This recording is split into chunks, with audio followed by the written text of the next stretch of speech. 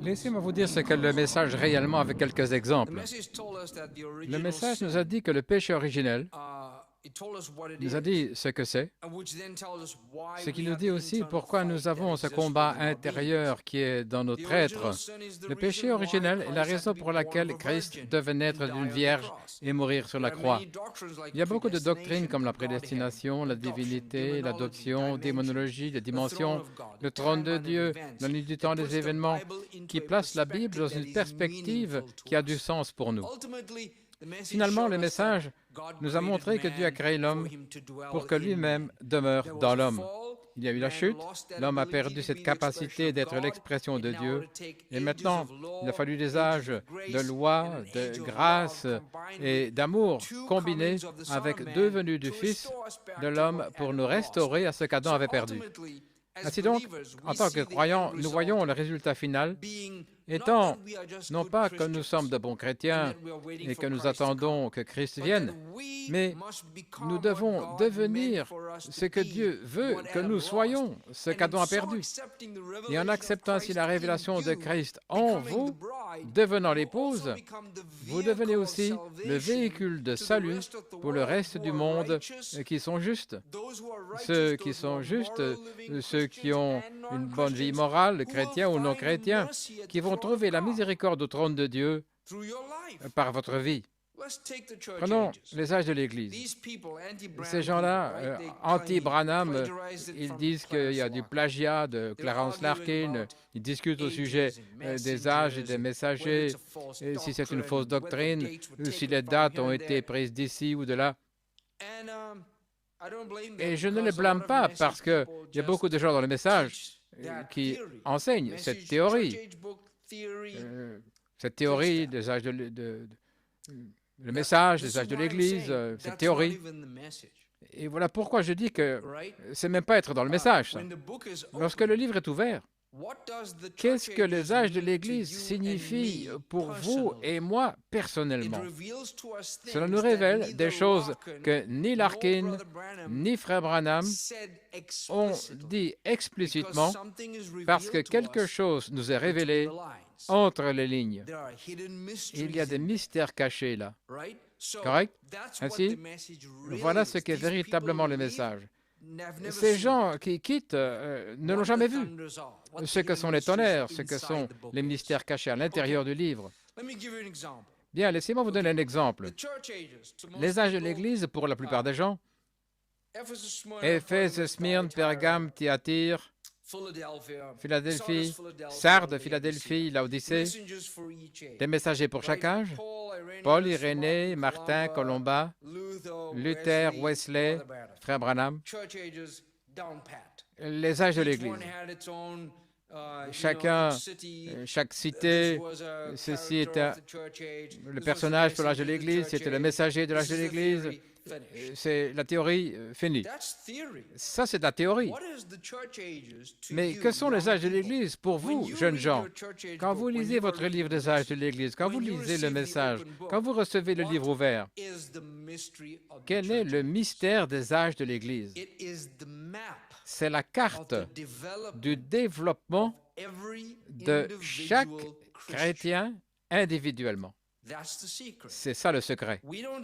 Voyons pas simplement des messagers dans les âges de l'Église et l'histoire. Nous nous voyons nous-mêmes dans le miroir. C'est le développement de la stature d'un homme parfait. Cela vous dit que lorsque vous venez à Christ, n'est-ce pas? Quand vous acceptez Christ comme votre Père Sauveur personnel, immédiatement, la semence de vie commence.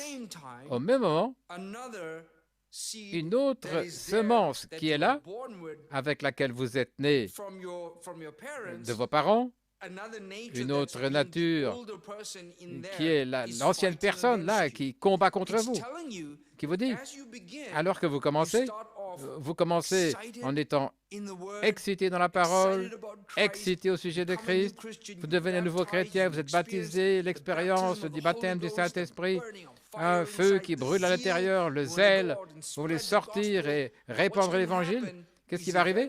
C'est que finalement, vous allez vous refroidir. Éphèse vous dit que vous allez vous relaxer, vous allez laisser un peu aller, vous allez commencer à regarder autour de vous et vos penchants, votre nature, cette nature animale dans votre corps qui veut organiser votre relation avec Dieu. Ça vous dit immédiatement qu'il y a un sens de nicolaïsme qui entre.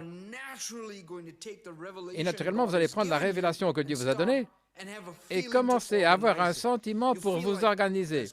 Sentez qu'il faut une vie de prière organisée, il faut jeûner, il faut une tradition, il faut une religion. Et ça commence là. Éphèse vous dit que ça commence avec une parole. Alors ça avance plus loin, vous arrivez à Smyrne, et là vous êtes dans cette église, cette belle église. Et Smyrne, c'est la myrrhe, c'est l'amertume. C'est là où l'église commence à se séparer. Et à l'intérieur, vous sentez que vous êtes dans cette belle église, puis vous voyez, hey, mais qu'est-ce qui se passe? Il y a ces gens ici, avec des doctrines, des gens qui disent des choses avec lesquelles je ne suis pas confortable, je ne sais pas. Et maintenant, vous voyez une division qui prend place, qu'est-ce qui se passe? Et cette semence nicolaïte commence à vous faire choisir un côté. Vous ne réalisez pas que ça vous conduit vers un esprit de politique, là, le long du chemin. Et maintenant, vous arrivez à Pergame, et vous voyez que ça vous dit quelque chose au sujet d'être vraiment marié à une doctrine. C'est passé d'une parole à une doctrine, et puis quelque chose qui est forcé, et vous êtes alors prêt à arriver dans l'étape de Thyatire de votre développement, où vous allez choisir un ministère politique basé sur une nature politique qui vient sur quelque chose qui est un cavalier roux, là, qui vient dans les seaux. Une nature politique qui va s'établir. C'est notre Église, ceci. C'est le pasteur avec lequel nous sommes d'accord. Et ça, ce sont des pasteurs avec lesquels eux sont d'accord. Et il y a des persécutions. Et cette carte vous dit exactement ce qui va vous arriver lorsque vous acceptez la parole de Christ. Ça vous dit ce qui va arriver. Ça vous dit que vous allez traverser 1000 ans d'âge sombre, de dépression. Votre Église va vous laisser tomber, les gens vont vous laisser tomber. Vous allez traverser des épreuves, vous allez traverser un âge de Thyatire, où il va y avoir un esprit dominant féminin qui va opprimer la parole même de Dieu que vous avez reçue et qui va essayer de créer une religion organisée. Et juste là, vous allez avoir ce sens en vous-même, cette capacité d'être un antéchrist. Il y a un esprit antéchrist juste là, et vous ne savez pas que c'est dans un esprit de religion organisée. Pas à l'extérieur, pas dans l'Église catholique, pas dans d'autres églises dénominationnelles, mais là, en vous. Voilà ce qui est réel. Voilà ce qu'il en est véritablement du message. C'est votre relation avec Christ. Et il faudra une sorte de ministère de Luther, de réformation, pour vous tirer hors de ça, vous séparer de cette identité universelle et qui va vous amener à une vie plus individuelle en Christ. Et vous arrivez à un endroit, vous allez commencer à réaliser que vous allez avoir la connaissance de votre vie. Vivre de manière juste, je dois faire plus. Je ne peux pas vivre sous le dos de quelqu'un. Vous allez commencer à développer cette sorte d'attitude wesleyenne, cette approche wesleyenne. Vous devenez plus mûr. Vous réalisez, je ne peux pas simplement vivre comme un enfant en m'attendant à ce que mon Père me bénisse avec des guérisons et des discernements et des prophéties et des dons de l'esprit. J'ai besoin de commencer à travailler, j'ai besoin de commencer à faire des choses. Et alors vous allez réaliser que vous arrivez dans cet endroit de l'Odyssée où vous arrivez à la fin là où ce sera ce défi massif contre votre foi. Tout va s'écrouler. Des membres de la famille vont vous rejeter. Tout va venir contre vous. Et pour prouver que tout ce que vous avez fait c'est faux, vous arrivez à cet endroit où tout va être testé. Votre nature, votre désir, votre nature qui convoite des choses que vous avez cachées à l'intérieur de vous depuis longtemps, des complexes. vous allez avoir toutes sortes d'enseignements. Vous allez avoir des choses intellectuelles, des choses dans votre instruction, des choses au travail. Votre propre expérience de la Odyssée personnelle va se retrouver nue. Vous êtes là à plat. Et là, ce temps-là où la parole va arriver à un absolu, la plénitude, sa richesse, c'est merveilleux, c'est phénoménal. Dieu va vous révéler, il va vous attirer dans un endroit où il vous veut par vous-même. Pas votre église du message, pas votre pasteur, pas votre maman ou papa, personne d'autre. Il veut vous-même. Dans votre propre prière de fête par le Saint-Esprit, il veut vous tirer là, au-delà du voile, et arriver là à un endroit où c'est simplement vous et lui. Mais vous n'allez pas arriver là avant de traverser vos âges de l'Église. C'est comme sortir de l'Égypte et puis arriver au pays promis et là traverser le désert et voir chaque pas dans le chemin et apprécier chaque pas et apprécier chaque moment de développement individuel. Ça, en fait, ce sont les âges de l'Église. Et c'est pas ce qu'ils vous enseignaient. Oui, à propos. Et les gars qui disent de presser sur le bouton, press play, ils ne voient pas ça. Et si vous leur dites ça, ils vont vous dire des choses que le prophète n'a jamais dit. Mais c'est ce que nous prêchons, c'est ce que nous voyons. Si vous regardez les 7 sceaux, que sont les 7 sceaux? Cavalier au cheval blanc, cheval roux.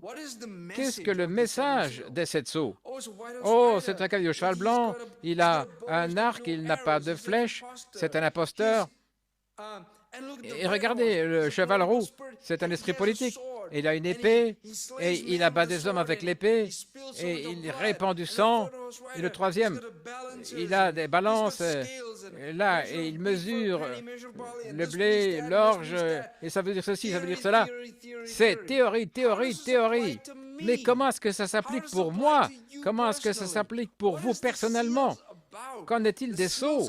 Les sceaux sont autour d'un livre. Qu'est-ce que le livre? Pourquoi ce livre est dans la main de celui qui est sur le trône? Pourquoi ce livre? Pourquoi est-ce qu'il doit être amené à vous, le croyant? Pourquoi ce livre doit être brisé? Pourquoi ces sceaux doivent-ils être brisés là et transmis à l'homme? Ce sont les questions. Qu'en est-il des sceaux? Quel est le livre? De quoi concerne-t-il? Le livre est la révélation de qui Dieu est, manifesté au travers de Christ, qui est scellé par un esprit religieux, un esprit politique, des esprits démoniaques, des raisonnements humains, de doctrine, la mort spirituelle. Cinquièmement, un esprit de vengeance. Sixièmement, un esprit de tumulte et de guerre et toutes sortes de choses. Septième sceau, le mystère de la deuxième venue de Christ. Comment est-ce que ça s'applique à vous personnellement?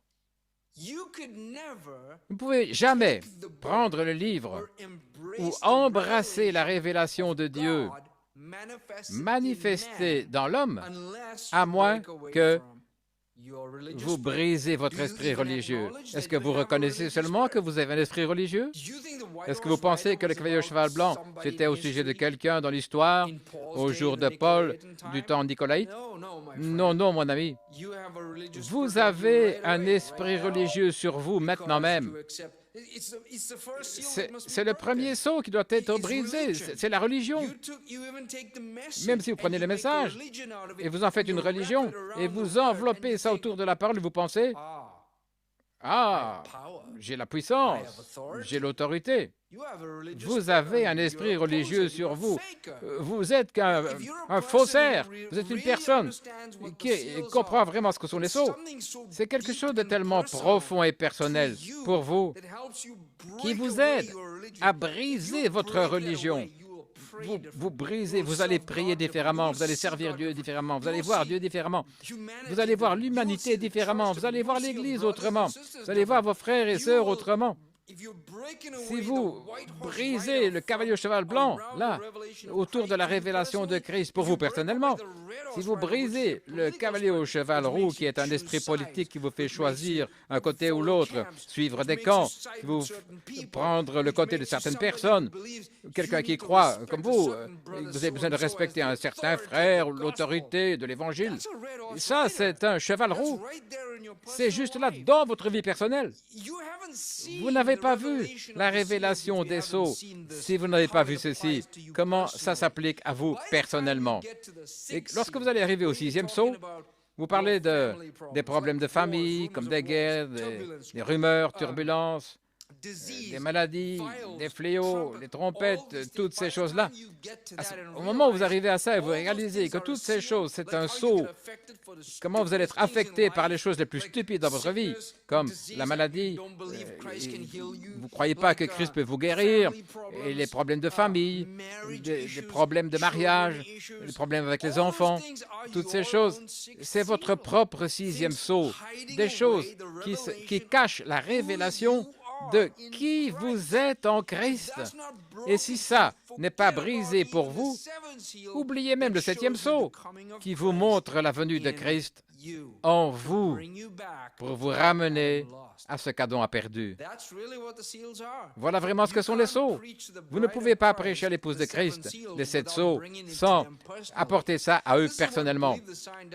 Et voilà ce que Believe the Sign, ces sites Internet ne comprennent pas, et tous ces gens-là. Ils pensent que nous sommes des gens qui prêchons le message de Frère Branham et qui prêchons la théorie une année après l'autre. Tout ce que nous faisons, c'est prêcher, théorie, et répéter ces paroles comme des gens avec un lavage de cerveau.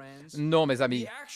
En réalité, nous avons une relation personnelle et intime avec la parole au-delà de ce que vous avez pu jamais entendre. C'est tellement profond que nous sommes avec Christ et nous n'allons pas revenir en arrière vers quoi que ce soit d'autre. Nous n'allons pas écouter n'importe quoi venant d'un autre endroit qui est hybridé, qui va nous dire « Oh, Dieu est amour, vous pouvez faire ce que vous voulez, vous pouvez venir ici, faire ce que vous voulez, ne vous inquiétez pas de ça. Vous pouvez prêcher comme ceci, vous pouvez parler comme ça, vous pouvez avoir cette petite amie, vous pouvez divorcer, vous pouvez vous remarier comme ça. C'est OK avec nous. Dieu est amour. » Non. Quand nous voyons ce qu'est le message, je suis désolé, mes amis. Il n'y a rien d'autre au monde qui peut satisfaire notre soif ou nourrir notre âme affamée que ce livre ouvert. Et quand ce livre est ouvert, vous voyez les âges de l'Église nouveaux, les sceaux nouveaux, la semence du serpent nouveau, mariage et divorce nouveau, tout dans une autre dimension. Tout vous fait centrer sur vos propres fautes, pas les autres gens, pas même votre femme ou vos enfants. Vous vous examinez vous-même, parce que voilà ce qu'est ce livre. Il m'est donné à moi. Il vient à moi, je mange le livre, il est doux dans la bouche, amer dans mes entrailles, pas quelqu'un d'autre. C'est tellement personnel. Voilà ce qu'est le message.